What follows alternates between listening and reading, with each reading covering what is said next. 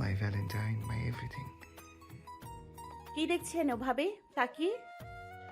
সফেদ শিফনে মোড়া ত্রিকোণাকৃতির টেন্টটির ভিতরে হাঁটু আগলে বসে আছে আরশি। গায়ের উপর আলগোছে চাপানো শেহজাদের ওভারকোট। অনামিকায় জলজল করছে প্রিয়র থেকেও প্রিয় মানুষটার দেওয়া দ্বিতীয় উপহার। কপালে একরাশ নরম লজ্জা মিশিয়েই শেহজাদের উদ্দেশ্যে প্রশ্নটা ছুঁড়েছিল আরশি। তবে শেহজাদের বিশেষ ভাবান্তর হলো না তাতে। এক হাঁটু ভাঁজ করে উঠিয়ে তার উপরে কোনোই রেখেছে সে মানুষ। মুষ্টিবদ্ধ হাতে রাজিলায় স্থান পেয়েছে তার তীক্ষ্ণ চোয়াল। প্রিয় দর্শিনীকে নিঃশব্দে অবলোকন করতে করতে একসময় নীরবতা ভাঙল। তার স্থূল স্বর বড্ড মুগ্ধতার সাথে আওড়ালো। স্নোফ্লেক। শেহজাদের পৌরষ কণ্ঠে থমকে গেল আরশি। প্রকট চোখে শুনল প্রাণপুরুষের অকাট্য সম্ভাষণ। স্নোফ্ল্যাক, সহজ সাহিত্যে কোনো নির্দিষ্ট তুষারকণা বা বরফের ফুল। মানুষটার নীল চোখে নিবিষ্ট চাউনি, ঘোর লাগা স্বরের এই মিষ্টি সম্ভাষণে কুণ্ঠায় হাঁসফাঁস করে উঠল আরশি। ইতিউতি অপ্রস্তুত দৃষ্টি ফেলে মন চাইল প্রসঙ্গ বদলাতে, কিন্তু মস্তিষ্ক শব্দ করে বলে বসল, স্নো ফ্ল্যাগ নিশ্চয়ই টেন্টের ভেতর ঝরছে না। তাহলে এদিকে তাকিয়ে আছেন, বাইরে তাকান। প্রথমত আমি আমার ব্যক্তিগত স্নোফ্লেককে দেখছি, আর দ্বিতীয়ত এই মুহূর্তে বাইরে তাকিয়ে তাকে চোখের আড়াল করতে চাইছি না। ঢিপ ঢিপ বুকে শুকনো ঢোক গেল আরশি। পরপর তাড়াহুড়োয় হাতে তুলে নিল সামনে রাখা ডেজার্ট প্লেট। একটু আগেই দুজনে মিলে যে কেকটা কাটলো সেটাই স্লাইস করে এই প্লেটে উঠিয়ে রেখেছে শেহজাদ। তটস্থ হাতে সেখান থেকে কিছুটা তুলে মুখে দিতে আরশির মনে পড়ল কেক কাটার সময় শেহজাদ ওর পাশে দাঁড়ায়নি, বরং দাঁড়িয়েছিল পিছনে। হালকা ঝুঁকে চিবুক রেখেছিল আরশির কাঁধে। পুরুষালী বলিষ্ঠ এক হাত আধিপত্যের জোয়ারে ভাসিয়েছিল তার মেদুর কোমর। অন্য হাতটা ছুঁয়ে রেখেছিল ছুরি ধরে রাখা হাতের কবজি। পৌরস্বর তার কানের পাশে ফিসফিস করে জিজ্ঞেস করেছিল, So from now on, am I also allowed to consider myself as your friend, Mrs. Shehzad? হঠাৎ? বৈবাহিক সম্পর্কের ভিতটাই তো বন্ধুত্ব দিয়ে শুরু হয় ম্যাডাম। যার সাথে সবটা বলা যায়, যার সাথে প্রাণ খুলে হাসা যায়, দুষ্টুমি করা যায়, আর ক্লান্ত দিনের শেষে যার কথা মনে করে বাড়ি ফেরা যায়, তো পারমিশন পাচ্ছি কি? আরশি বয়সন্ধিতে প্রেমে পড়া লাজুক কিশোরী ন্যায় হেসে জানালো, মনে তো হয় পাচ্ছেন। অথচ ফ্রেন্ড অসম্ভব বলে প্রবল বিস্ময় চিৎকার করে উঠেছিল। আরশির ভিতরে থাকা শেহজাদের জাবরা ফ্যান সত্যাটা। আরশির মনের সুপ্ত কোণে লুকিয়ে থেকে সে আহুতি জানিয়ে বলেছিল, দিল তো বউ থেকে জাস্ট ফ্রেন্ড বানিয়ে। আহারে আহারে, আরো অপেক্ষা করা। ফ্যান সত্তার এমন প্রশ্নে আরক্তিম হওয়া বই প্রত্যুত্তর আরশি করতে পারেনি তখন, এখনো পারছে না। অথচ সে নিজেও যে চাইছে এই সুন্দর সন্ধেটা বিফলে না যাক। শেহজাদ ভালোবাসার প্রলয় আনুক তার 20 বছরের জীবনে, কিন্তু শেহজাদ তেমন কিছুই করলো না, কোনো প্রলয় ট্রলয়ও আনলো না। আর তার এই লক্ষ্মী ছেলে হয়ে বসে থাকায় যেন নির্বাক যুদ্ধ চালালো আরশির অসহায় হরমোনগুলোর সাথে।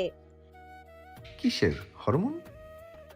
শেহজাদের সপ্রশ্ন কণ্ঠে সপ্রতিভ হলো আরশির বিক্ষিপ্ত ভাবনাগুলো। হুঁশে ফিরতে দেখলো শেহজাদ কপালে ভাঁজ ফেলে চেয়ে আছে ওর দিকে। মনে মনে সপাটে নিজের গালে নিজের চর বসালো আরশি। শেষমেশ মুখ ফসকে কিনা ওই শব্দটাই বেরোতে হলো ওর। এবার আর লজ্জা নয়, বিপন্ন বোধ করলো লাজবন্তী। তড়িঘড়ি করে মুখে কেকের অনেকটা একসাথে পুড়ে ঘাড় ঘোরালো সে। জানে শেহজাদও এবার আর নিজে থেকে এগোবে না। তার উপর এমন ধারা মান সম্মানের হাটে হাড়ি ভাঙলো। আর কি করে মুখ দেখাবে সে তার জাম্বুবানকে? স্ত্রীর এমন নাজেহাল দশা দেখে ঠোঁট টিপল শেহজাদ।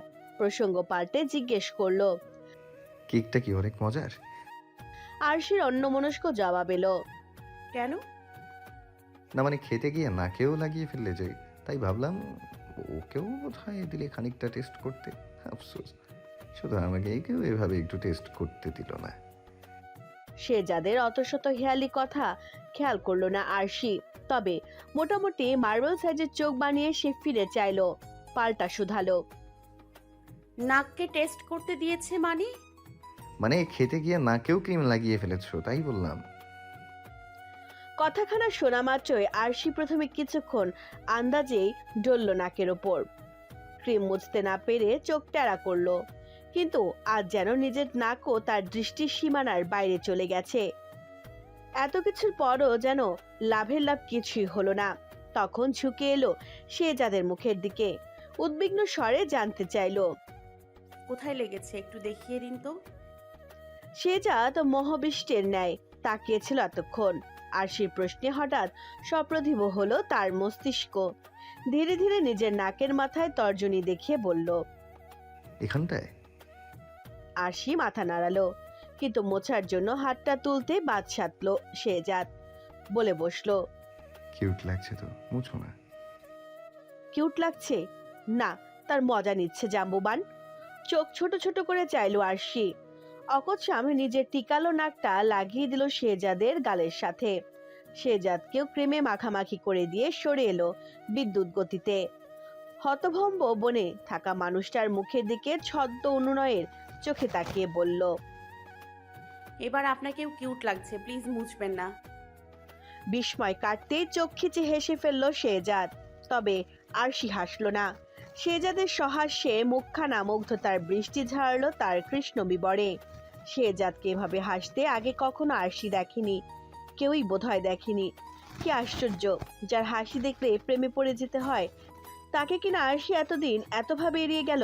কিভাবে পারল সে? আরশির অমলক চেয়ে থাকা নজর এলো শেহজাদের। দৃষ্টিতে দৃষ্টি মিলতেই হাসি থামলো ওর। রমণীর প্রেমে না পড়ার অনুতাপ কমার আগেই আরেকখানা কাণ্ড ঘটালো সে।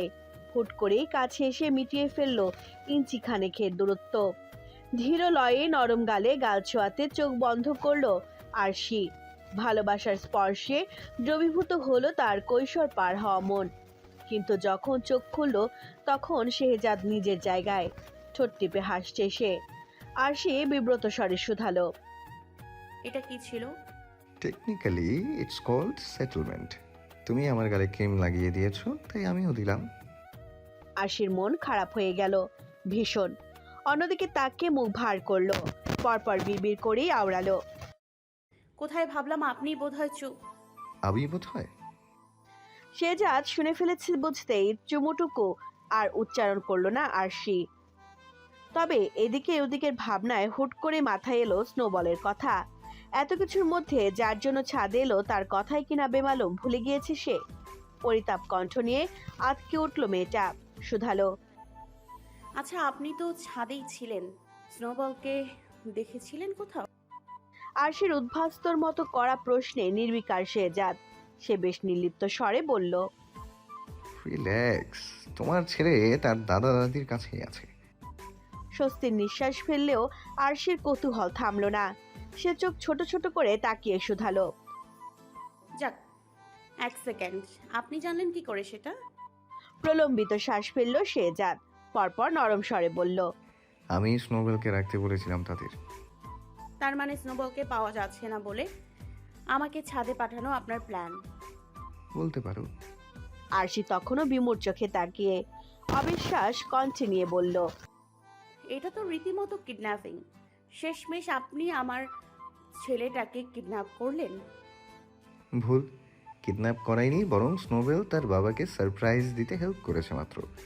তবে এমনি এমনি করেনি, তাকেও আগে ট্রিট দিয়েছি তারপর করেছে। তাকেও মানে? আর কাকে কি দিয়েছেন? শেহজাদ স্মিত হাসলো। আরশির প্রশ্নের পিঠে বলল। বাবা, তাকে বউয়ের রাগ ভাঙানো টিপস দিয়ে তারপর স্নোবেলকে রাখতে রাজি করিয়েছি। ভাবতে পারছো কি পরিমাণ স্ট্রাগল করতে হয়েছে তোমার জন্য? আরশি ঠোঁট টিপল। ক্রিমে গাল নাক মাখামাখি হওয়া মেয়েটার হাসি মুখের দিকে অপলক তাকিয়ে রইল শেহজাদ। পরপর কিছু একটা ভাবতেই বলল। অনেক রাত হয়েছে, ঠান্ডা আরো বাড়বে, নিচে যাই চলো। আরশিল কপাল গোটালো, মাথা নাড়িয়ে জানালো আজ রাতে তো সে মোটেই ঘরে ফিরবে না, দরকার হলে এখানেই ঘুমাবে। বইয়ের জেদের কাছে হার মানলো প্রফেসর। উঠে দাঁড়িয়ে বলল। বেশ, ঘুমিও না হয়, কিন্তু ঠান্ডায় অসুস্থ হয়ে পড়লে? আপনি আছেন তো? আরশির ডাগর চোখের এমন আবদারে শেহজাদ থমকালো, লাফিয়ে বাড়ল তার অলিন্দের গতি। তবু বুঝতে দিল না আরশিকে, কথা এড়িয়ে বলে উঠল, আমি থাকলেও কি আর ঠান্ডা আটকাতে পারবো ম্যাডাম? আপনি বরং বসুন, আমি তাহলে অন্তত রুম থেকে কিছু গরম কাপড় নিয়ে আসি। আরশি মাথা নাড়ালো, সম্মতি পেতেই হাফ ছাড়লো শেহজাদ। তবে যাওয়ার আগে হুট করেই ঝুঁকে এসে চুমু খেলো আরশির কপালে, ললাট পটে ঠোঁট ছুঁয়ে রেখে বলল, একটু অপেক্ষা করো, আমি জাস্ট যাবো আর আসবো। অধরপটে হাসির রেখা ফুটে উঠেও আবার মিলিয়ে গেল আরশির। আদরের ঘোর যতক্ষণে কাটলো ততক্ষণে শেহজাদ সিঁড়ি বেয়ে নিচে নেমে গেছে। হঠাৎ আরশি আবিষ্কার করলো পুরো ছাদে সে একা বসে। গা ছমছমে অন্ধকার না থাকলেও আষ্টে পৃষ্ঠে জড়িয়ে আছে হু হু নিরাপত্তা। আলো ঝলমলে টেন্টির বদলতে যেটুকু যা স্বস্তি, বাদবাকি হাতখানেক দূরে থাকা ছাদের রেলিংয়েও ভুতুরে লাগছে এখন। আরশি ঢোক গিলল, ভয় পাবে না করেও গলা শুকিয়ে এলো ওর। হাতের কাছে পানি না পেয়ে তুলে নিল মকটেলের বোতলটা, পরপর এক ঢোকে যেন সাবার করলো পুরো বোতল। ভয় আর আতঙ্ক সাথে নিয়ে তৃপ্তির ঢেকুর তুলল সে। তবে মকটেলের স্বাদ নিয়ে মাথা ঘামানোর ফুসরত আর পেল না বোধহয়। তার আগেই কর্ণগোচর হলো ভারী পায়ের আওয়াজ। ধূপধাপ পা ফেলে নয়, খুব সতর্ক হয়ে কেউ একজন হাঁটছে টেন্টের পিছনে। কে কে ওখানে? বসে থেকে উঁচু স্বরে ডেকে উঠল মেয়েটা। আগন্তুক উত্তর দিল না, তবে আরশিকে থমকে দিয়ে যেন অস্বাভাবিকভাবে হাসলো। অসুস্থ হাসির সাথে নৈকট্য বাড়ল তার পদযুগলের, যেন এবার মুখোমুখি হওয়ার পালা আরশির সাথে। সীমাহীন ভয়ে দুহাতে ভর দিয়ে পিছিয়ে গেল আরশি। ফ্যাকাশে মুখে দেখলো লম্বা ছায়া পড়েছে টেন্টের সামনের মেঝেতে। তারপরই হলদে আলোতে এক পা করে এগিয়ে এসে দাঁড়ালো কালো আলখাল্লা ধরনের কিছু একটা। হৃদস্পন্দন থমকালো আরশির। আতঙ্কিত চোখ জোড়া উপরে তোলার সাহস হলো না আর। কোনো এক অজানা কারণে বুঝতে পারলো চোখ তুললে সম্মুখীন হবে আদির মতো কোনো এক স্কেলিটন মাস্ক পরিহিত আগন্তুকের। তখনই আরশির শির দ্বারায় হিমস্রোত বয়ে আগন্তুক তার মোটা স্বরে বলে উঠল,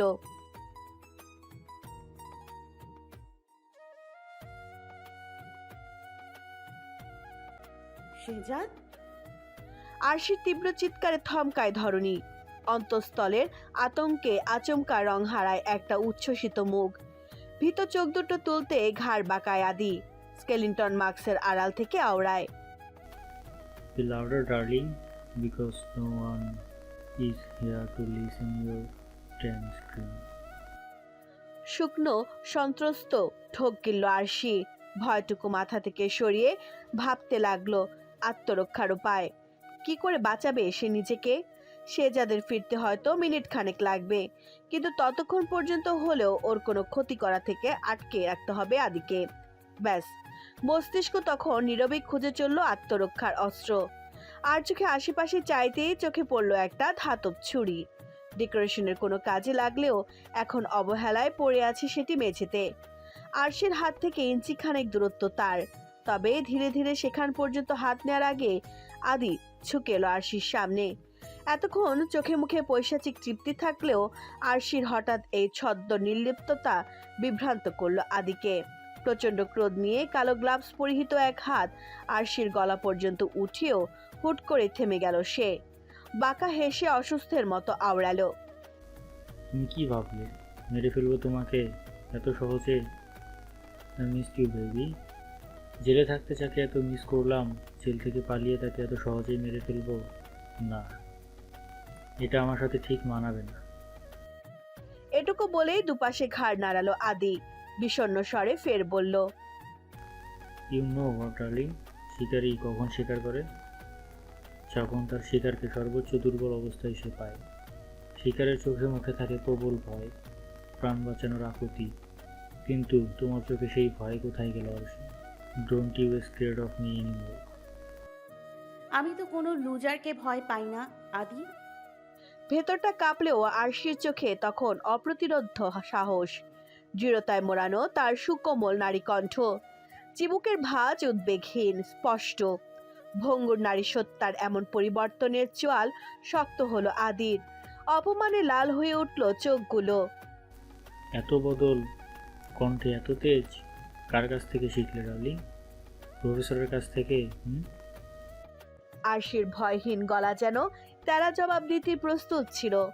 আদি থামতেই সে বলে উঠল, অবশ্যই প্রফেসরের কাছ থেকে আরো অনেক কিছু শিখেছি আমি, like how to fight and how not to let a criminal like you lay his hands on me.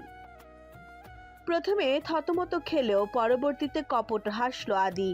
মুখ থেকে চুকচুক ধরনের আওয়াজ করে বলে উঠল, but I don't like this tone of yours darling. Is not it funny?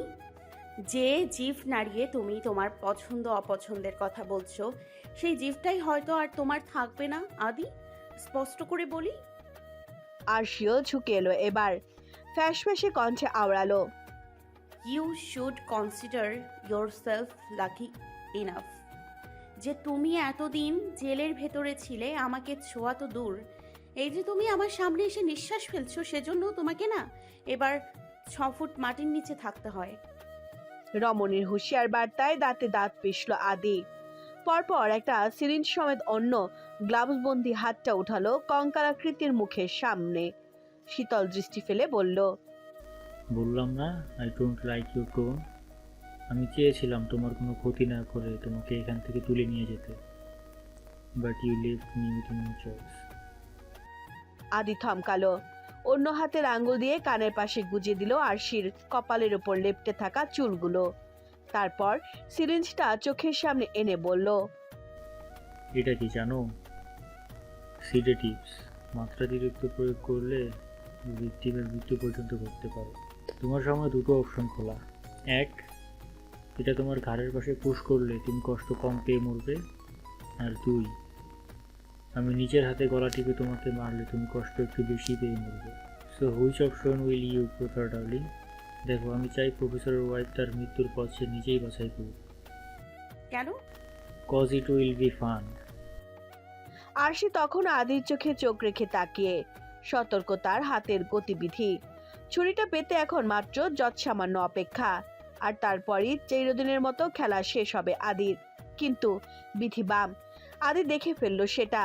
আরশির হাতে ছুরি ওঠার আগেই উঠে এলো ওর সিরিঞ্জ সমেত হাতটা। তবে আরশির ঘাড়ের পাশে শুয়ে সুচালো মাথা স্পর্শ করানোর আগে কান খাড়া হলো আদির। ছাদের সিঁড়ি ভেঙে ওঠা পায়ের আওয়াজ কর্ণধার অব্দি পৌঁছতেই এক প্রকট হলো তার নেত্রদয়। পরপর অধর বাঁকিয়ে হাসলো আরশির ফ্যাকাশে মুখের দিকে চেয়ে। ধীর স্বরে বলল, এবারের জন্য বেঁচে গেলে। সি, তোমার লাইফ সেভার চলে এসেছে। বাট ডোন্ট ওয়ারি ডার্লিং, আমাদের আবার দেখা হবে। And that time I will definitely make sure to kill you before killing your husband. Adi সরে এলো। বাতাসে উড়ল তার বড় ভেজা আলখাল্লা। মাস্কের আড়ালে ক্রুর চোখ দুটো অসাবধান হতেই আরশি বলে উঠল, অবশ্যই দেখা তো আমাদের হতেই হবে, কারণ পালাতে তুমি বেশি দূর পারবে না, আর না পারবে সোজা হয়ে দাঁড়াতে। আদির কপাল গোটালো। হেয়ালির মানে ধরতে পারার আগে লক্ষ্য ভেদ করলো আরশির ছুরি। ধারালো ধাতব আদির পায়ে বিধিয়ে দিয়ে উঠে দাঁড়ালো মেয়েটা। ওভারকোটখানা খসে পড়লো শাড়ির ওপর থেকে। আদিকে দুহাতে ধাক্কা সামনে থেকে সরিয়ে ওখানে আর দাঁড়ালো না এক মুহূর্ত। দিক বিদিক হারিয়ে গেট অব্দি দৌড়ে এলো আরশি। আর তখনই মুখোমুখি হলো সে যাদের। রক্তশূন্য দিশেহারা মুখটা যেন প্রাণ ফিরে পেল এতক্ষণে। সেকেন্ডের মাথায় ঝাঁপিয়ে পড়লো তার বুকে। ছদ্ম সাহস কাচের ন্যায় ভেঙে চুরে রূপ পেল সীমাহীন কান্নায়। শেহজাদ হতভম্ব, আরশিকে বুকের সাথে চেপে ধরে বিভ্রান্ত স্বরে শুধালো, আরুষি, তুমি ঠিক আছো? ইজ এনিথিং র? কথা শেষ হতে দিল না শেহজাদের। বুকে মাথা রেখে বিড়বিড় করলো আরশি, আদি আদি এসেছে এখানে, ওই তো ও এখানে দাঁড়িয়ে আছে। ক্রাশি কম্পমান তার গলবিল। তর্জনী তুলে টেন্টের সামনের দিকটা ইশারা করতে শেহজাদ তাকালো সেদিকে। মিনিট খানেক বাদে মেয়েটাকে আশ্বস্ত করতে নরম স্বরে বলল, কেউ নেই ওখানে আরুষি, একটু শান্ত হও প্লিজ। কথাটা শোনা মাত্রই বরফের ন্যায় জমে গেল আরশি। ক্রস্ত ফিরে চাইলো পিছনে।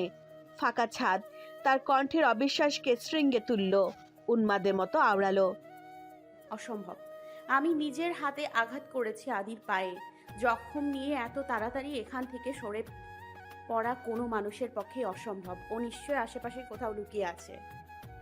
দুবাহুর মধ্যিখানে আগলে রেখে শেহজাদ তখনও হাত বুলিয়ে যাচ্ছে মেয়েটার চুলে। তবু আরশি থামছে না, থরথর করে কাঁপছে তার সমস্ত শরীর। আপনি আমায় বিশ্বাস করছেন না, তাই না? ভাবছেন আমি পাগলের প্রলাপ বকছি? ভাবুন, কিন্তু আমি নিজের চোখে দেখেছি আদি এখানেই ছিল, আমার সামনে, হাতে সিডের টিপস নিয়ে। ও আমাদের মেরে ফেলতে চায়। শেহজাদ, প্লিজ আমার কথাটা একটু শুনুন। হুট করে শেহজাদের দৃষ্টি পড়ল আরশির পেছনে। একটি কালো ছায়া রেলিং এর বাইরে থেকে মিনিট খানেক ওদের দিকে চেয়ে থেকে যেন অদৃশ্য হয়ে গেল সেখান থেকে। না, ভুল দেখেনি সে। শেহজাদের বুদ্ধি দীপ্ত চোখ জোড়ায় অন্ধকার নামলো অমনি। আক্রোশে ফুলে ফেপে উঠল চোয়ালের শিরা। গতবার আদিকে ছাড়লেও এবার আর নিস্তার নেই তার শেহজাদের হাত থেকে। শেহজাদকে স্তব্ধ হয়ে থাকতে দেখে কান্না ভুলে বসলো আরশি। মানুষটার থমথমে মুখের দিকে তাকিয়ে কিছু বলার জন্য ঠোঁটজোড়া কিঞ্চিত ফাঁক হওয়ার আগে এক হাত আরশিকে শূন্যে উঠিয়ে অন্য হাত সমেত পাজা কোলে করে তাকে কোলে তুলে নিল প্রফেসর। বিহ্বলিত চোখে সপ্রতিভ হলো আরশির হাত জোড়াও। টাল সামলাতে আঁকড়ে ধরলো শেহজাদের গ্রীবাদেশ। সপ্রশ্ন চোখে চাইতেই শেহজাদ গম্ভীর স্বরে আওড়ালো,